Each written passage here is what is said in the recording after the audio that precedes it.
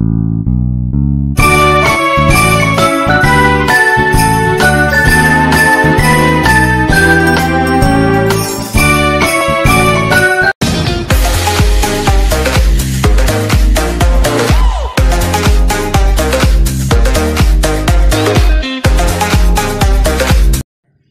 Friends, अस्सलाम वालेकुम।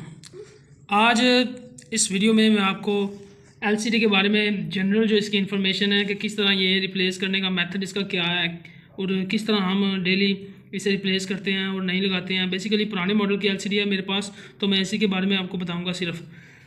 तो वीडियो स्टार्ट करने से पहले बराए मेहरबानी मेरे चैनल को सब्सक्राइब करें, वीडियो को लाइक करें, शेयर करें, और अगर आप कोई सवाल पूछना चाहते हैं तो कमेंट सेक्शन में आप पूछ सकते हैं। तो चलिए दोस्तों, अब वीडियो को स्टार्ट करते हैं।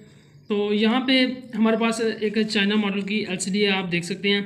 तो इसमें ये जो कनेक्टर बने हुए हैं, ये पॉइंट बने हुए हैं, इनमें 12 पॉइंट भी आते हैं, 8 भी आते हैं और मुख्तलिफ़ कम्बिनेशन में आते हैं। ये पॉइंट्स कई एलसीडीज़ में ज़्यादा होते हैं और कुछ में कम होते हैं।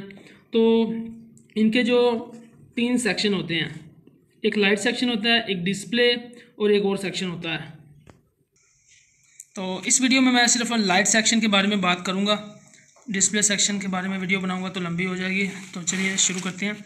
तो फ्रेंड्स, आपके पास जब भी कोई एलसीडी आए तो आपको पहचान होनी चाहिए सबसे पहले कि इसके लाइट सेक्शन कौन सा है, डिस्प्ले सेक्शन कौन सा है, और एक और सेक्शन है उसके बारे में मैं आपको बाद में बताऊँगा।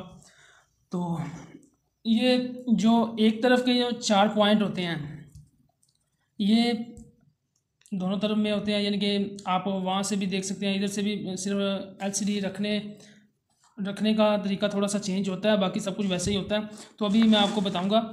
तो ये जो 4 पॉइंट हैं, इनमें से एक पॉजिटिव और एक नेगेटिव है जो कि सारी लाइटिंग को कंट्रोल करता है, कीबोर्ड की और इसकी स्क्रीन की, बेसिकली स्क्रीन की लाइट को कंट्रोल करता है। तो इसका जो बोर्ड के ऑन बोर्ड यानी मोबाइल के बोर्ड पर कहाँ पे इसका कनेक्शन होता है, तो अगर उनकी आपको पहचान हो जाए तो आपके लिए बहुत इजी है कि आप इसको रिपेयर कर सकते हैं।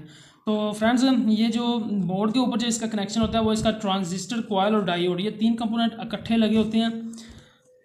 ट्रांजिस्टर, कॉइल और डायोड। ट्रांजिस्टर की जो शेप है वो ऐसी है कुछ कि ये ब्लैक रंग का होता है, और भी कलर में हो सकता है। तो इसकी जो लेग्स होती हैं वो एक तरफ 2 होती हैं या एक तरफ 3 होती हैं और दूसरी तरफ कम होती हैं उससे। तो इसका जो काम होता है वो एक जगह से इलेक्ट्रिसिटी लेता है, पावर लेता है, तो आगे 2 जगहों या 2 से ज़्यादा जगहों पर बेचता है। तो इसी तरह इसके साथ ही ये तीनों कंपोनेंट इकट्ठे लगे होते हैं और इनका डायरेक्ट लिंक होता है इससे लाइट सेक्शन से।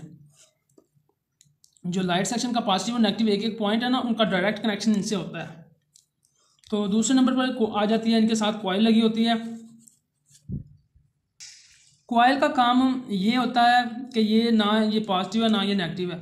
ये सिर्फ जिस तरह आप मोटर में अक्सर देखते हैं, उसमें वाइंडिंग हुई होती है तांबे की, ऐसे गोल गोल गोल चक्कर होते हैं बहुत ज़्यादा तांबे के। तो इसी तरह ये कॉइल भी सिर्फ एक ही चीज़ है, एक ही यानी कि हिस्सा है। तो इसमें बहुत सी कॉइल आपस में लिपटी होती हैं।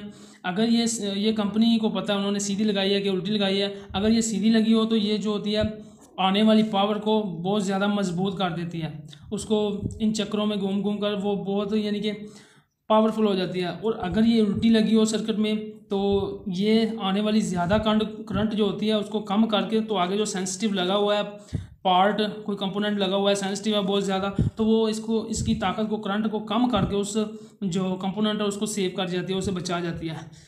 तो इसी तरह तीसरा कंपोनेंट है वो है डायोड। ये भी इसके बारे में मैं पहले आपको दूसरी वीडियो में बता चुका हूँ, चलो इसमें भी मैं गाइड कर देता हूँ। ये डायोड ये ब्लैक कलर में आता है, इसकी 2 लेग्स बाहर निकली होती हैं, एक इधर से और एक इधर से, एक पॉजिटिव और एक नेगेटिव।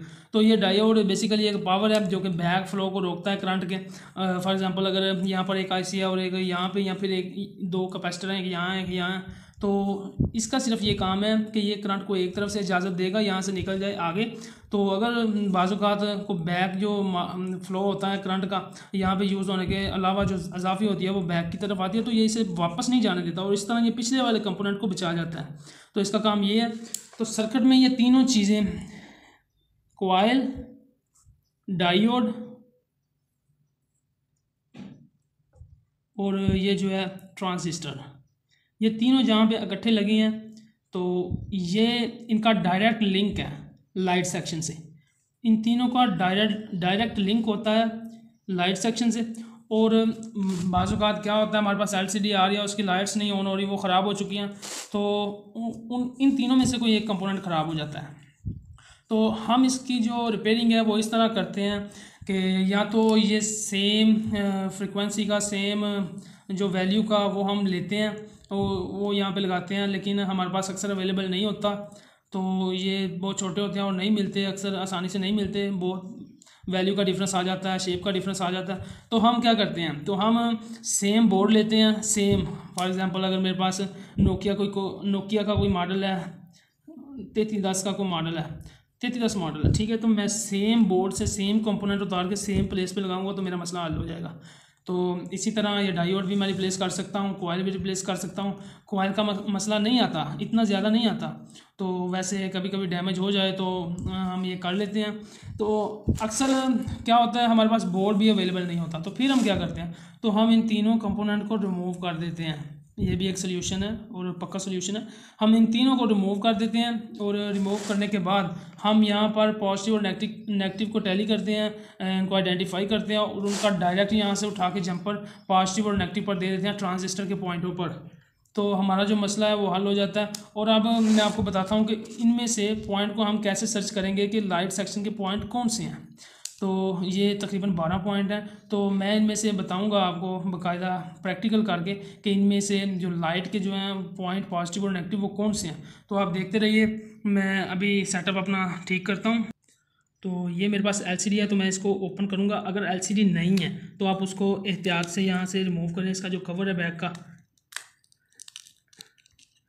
तो अगर LCD आप पुरानी है जिसके आप पॉइंट चेक करना चाहते हैं तो आप यानी कि कर सकते हैं जल्दबाजी में भी।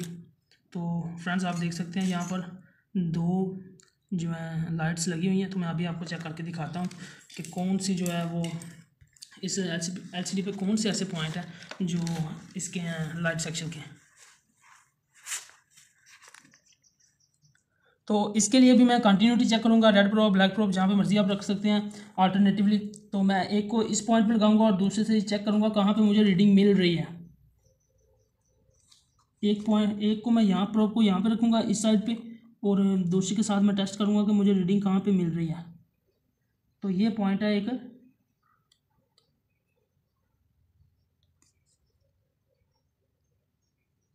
ये तकरीबन दूसरा पॉइंट है यहाँ से, तो मुझे यहाँ पे रीडिंग मिल रही है, तो इसको मैं नोट कर लूँगा। अब मैं इसके दूसरे पॉइंट पे रखूँगा यहाँ पे, तो मुझे यहाँ पे भी रीडिंग आनी चाहिए किसी एक पॉइंट पे।